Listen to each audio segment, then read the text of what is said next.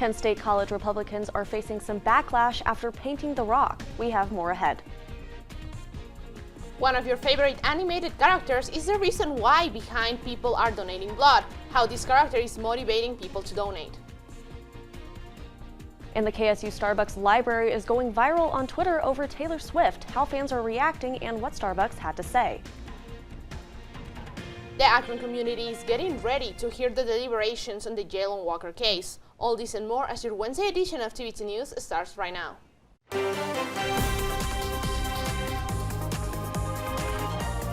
This is TV2 News. Good Wednesday evening, Portage County. Thank you so much for joining us. I'm Kelsey Drennen. And I'm Nuried Hurtado. We start off tonight's newscast with the rock on campus having a controversial message. TV2's own Rowe has more information on how students are reacting and what they are expecting from the university. Hey, Noah.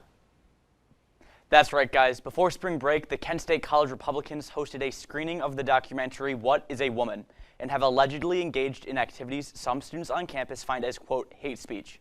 Marina DeFranco, a Kent State student, started a petition to spread awareness about what she calls hate speech across campus.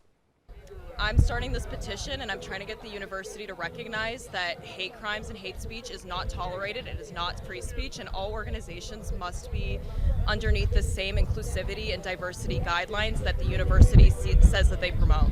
The petition was created to get the attention of Kent State University administration to acknowledge the situation. The petition aims to get the attention of Todd Diacon and the administration so that they take it seriously, because they've known about this. They know about the hate speech, they knew about the event, and they know what has been going on in the Republican club, and they've been silent. The petition was created to get the attention of Kent State University administration to acknowledge the situation. The campus feels the tension. The queer students here don't feel safe. This doesn't feel like a safe place to be, and anymore it just really questions, why is no one protecting the queer lives here?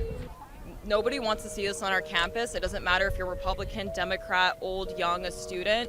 This type of speech shouldn't exist anywhere. Marina is also partnering with multiple on-campus organizations to bring awareness to this issue. So I'm partnering with the May 4th task force because since they mentioned May 4th, they brought in the threat of potentially harming that tradition and bringing violence back onto campus. Also, I am reaching out to people from the LGBTQ Center to just raise awareness. I reached out to the Kent State College Republicans and did not get a response. You can stick with KentWire.com for the latest updates on this story. Reporting for TV2 News, I'm Noah Rowe. Thank you, Noah. The university's Division of Equity and Inclusion released a report today about race on campus. The study is titled The 2021 Climate Study on Race, Our Voices Count. The report found that students of color do not feel included or safe on campus, whereas white students believe race is an issue being addressed properly. The report will soon be posted to the DEI website. A new bill has been introduced in the Ohio House of Representatives that says it will protect intellectual diversity and freedom of speech on college campuses. The bill, introduced by Representatives Josh Williams and Steve Demetrio, will protect the integrity of Ohio's institutions and ensure students are learning critical thinking skills. The bill will require to adopt and create policies to guarantee the primary function of the pursuit of knowledge. And the blood drive on campus has a surprise for those planning to donate. Here with more information on what the surprise is TV2's correspondent Jacob Brooks. Hi, Jacob. Hi guys, so now the surprise is an exclusive Red Cross and Peanuts themed t-shirt that features Snoopy. This shirt has gone viral and it appears that was enough to get people out to donate today. I just thought I could give back to the community, do something good, and I get a free t-shirt. The campaign runs through April 23rd, and participants will also be entered to win a trip to California and get a tour of the Charles M. Schulz Museum. Now, because people are so obsessed with this shirt, people are selling copies of it on Etsy and eBay. And a reminder, the campaign runs until April 23rd, so you still have some time. I'm Jacob Brooks, TV2 News.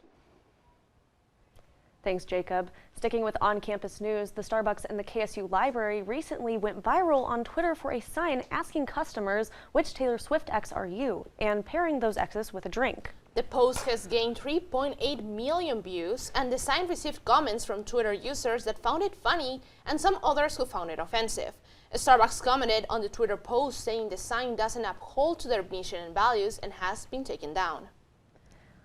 I feel like that's one of the craziest news I've ever heard. I will never believe to have the Starbucks on campus being on actual news and No, that's a lot of crazy to me. controversy. But I gotta ask, what drink are you? Which X? I would be Joe Alwyn or Tom Hiddleston based on my to-goes. Yeah, So. mine is Joe Jonas because of the dragon drink. But speaking of, cold drinks, it's been pretty hot outside today. So Yeah, I really had a nice day outside when it was really warm outside, so I really enjoyed yeah, it. but let's toss it to Aaron, our weather anchor.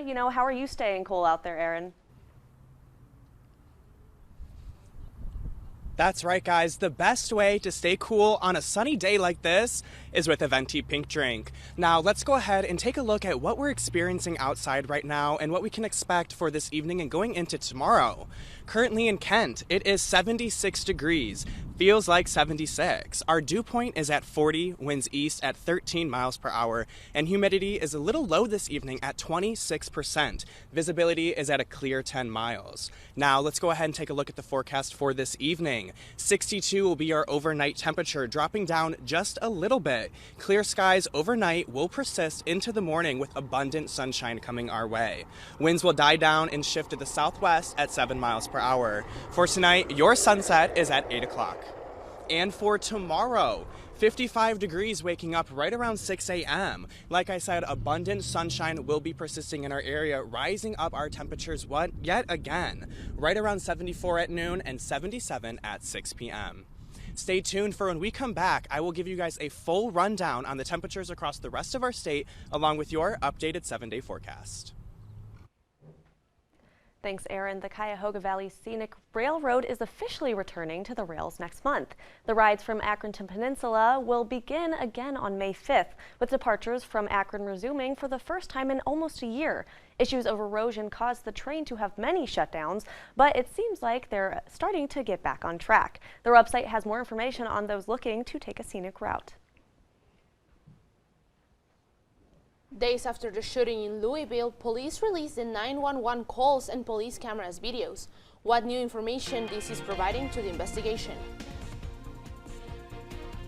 And while issues are still ongoing with Ukraine and Russia, the European Union has given a statement regarding war crimes Russia has committed. Tomorrow's news leaders. Today's top stories. From an award-winning student newsroom. This is TV2 News, truly Portage County. Welcome back. As Akron continues to prepare for the grand jury's decision in the fatal police shooting of Jalen Walker, many citizens are gathering in front of the Akron Police Headquarters, saying prayers and asking for peace. City officials have already placed concrete barriers and gates around buildings in the downtown area. Those in the community say this sends a wrong message and that they are just looking for justice and healing. New video has been released from the Louisville bank shooting last night. Body cam video from the 2 police officers shot and injured by the gunman showed for 3 minutes how the officers stayed in the line of fire until their shot killed the attacker. CNN's Emily Schmidt has more. At 8:41 Monday morning, Officer Nicholas Wilt, who graduated from the police academy 10 days earlier, pulls up to the Old National Bank with his training officer Corey Galloway beside him. These officers unflinchingly answered the call to protect and their duty to serve. The officers couldn't see the gunman, later identified as Connor Sturgeon, who had already shot colleagues in the bank, then moved to the lobby concealed by double glass doors, waiting for police. Galloway is hit, so is Wilt, out of view, 1 step behind. God, don't have an angle! For 3 long minutes, the tension and danger build. It feels like eternity to watch. You can only imagine how it felt for them. Then more shots. I think he's down! Confirmation the shooter is hit. First responders rescue Officer Wilt and rush to help the victims inside the bank. Their injuries were so bad, the hospital's chief medical officer says they needed 170 units of blood. They did absolutely exactly what they needed to do to save lives. Once officers arrived on scene, not another person was shot. Still, 5 bank employees died, and a community mourns. Yet police say their colleagues kept a horrible day from being even worse. by facing the danger and taking action. What you saw in that video was absolutely amazing. It's tragic, but it's absolutely amazing. I'm Emily Schmidt reporting. 911 calls were released earlier today by Louisville Metro Police from the mass shooting that occurred on Monday. Louisville held a vigil today at 5 p.m. for the victims and survivors. The event is being held outside of the Muhammad Ali Center Plaza, where those in the community can pray for healing for those still receiving medical treatment and work towards a more peaceful city. E-cigarette maker Juul Labs has agreed to pay almost $500 million to 6 states and Washington, D.C. The $462 million settlement, which was co-led by New York Attorney General Letitia James and California Attorney General Rob Bond, will force retailers to keep Juul's products behind counters and verify the age of purchasers. The settlement also mentions that Juul must stop using people under 35 years old in its marketing materials. And Elon Musk said he has laid off over 6,000 Twitter employees since he's taken over the company. This comes to around 80% of Twitter's staff being cut. Since his takeover, other massive changes that happened were firing top executives and changing how user accounts are verified and labeled. The reasons behind these changes is because of the billionaire CEO saying that, quote, drastic action was needed. And people are being forced to leave their homes due to a large industrial fire in Indiana. Over 2,000 residents have been told to evacuate due to a fire at a warehouse and local recycling plant in Richmond. Indiana's state fire marshal believes the smoke is toxic, and Wayne County Emergency Management has ordered those living within half of a mile from the fire to evacuate. Officials believe the fire could burn for a few days.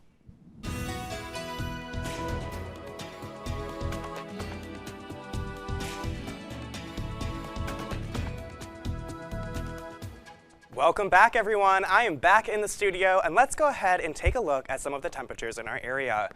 It is 75 in Sandusky, 70 in Cleveland, 76 in Mansfield, 75 in Worcester, 76 in Kent and Canton, and it's also 77 in Youngstown and 76 in Ashtabula.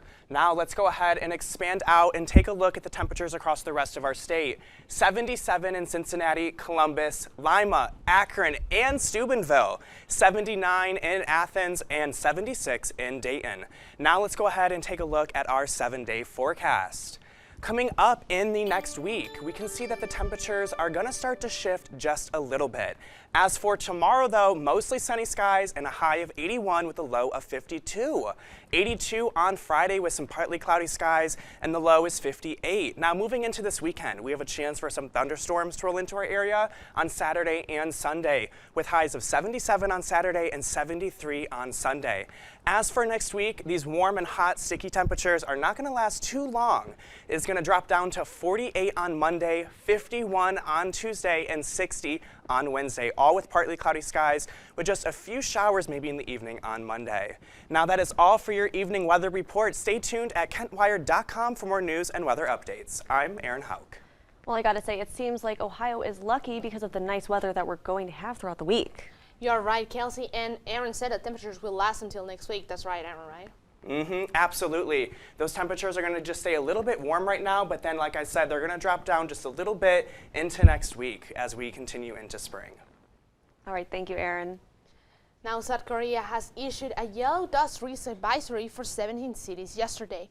According to the Environment Ministry press release, dust that originated from winds blowing out of the Gobi Desert and Inner Mongolia blanketed South Korea. The ministry established an emergency response team to communicate with local authorities to take appropriate measures while advising all households to keep windows closed and advising the elderly to refrain from going outside. I come to Belfast to pledge to all the people of Northern Ireland, the United States of America will continue to be your partner in building the future the young people of our world deserve. President Biden visited Northern Ireland in order to celebrate the 25th anniversary of Good Friday Agreement. However, the police service of Northern Ireland confirmed a security breach during President Biden's visit. A document reportedly containing details of officer deployments and road closures in the city of Belfast was found earlier today. U.S. Secret Service spokesman Anthony Guglielmi said that the president's movements were not affected by these reports. The European Union has pledged to hold those responsible for war crimes in Ukraine. The EU spokeswoman said, quote, "The EU reiterates its firm commitment to holding to account all perpetrators and accomplices of war crimes committed in connection with Russia's war of aggression against Ukraine," end quote. This is in response to videos on social media showing the beheadings of Ukrainian soldiers. The EU said that Russia is a serious breach of the Geneva Convention. And a mama bear is getting euthanized after killing a 26-year-old jogger earlier this month in Italy. The mauled body was found on a jogging trail after his family reported him missing. The bear who attacked the jogger was already set for being euthanized after another attack back in 2020, but was given a stay of execution. The World Wildlife Fund, that at first petitioned to keep the bear alive, now says the best idea is to put the bear down. And looking to buy a famous pair of Michael Jordan sneakers? Well, you might need to break the bank for this one-of-a-kind pair. The Guardians played the Yankees today. Hey, did you miss the game? Don't worry, I've got your recap on the other side of the break. And now, your TV2 Sports Report.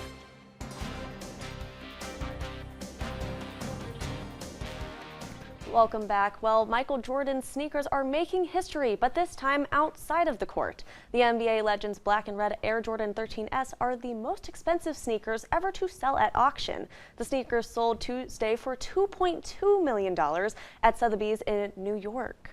Jordan wore the shoes in 1998 when he brought home a victory for the Chicago Bulls during Game 2 of his final championship.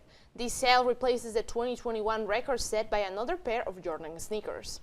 I gotta ask, would you pay that much? I honestly wouldn't. Like, I love basketball, but not that much.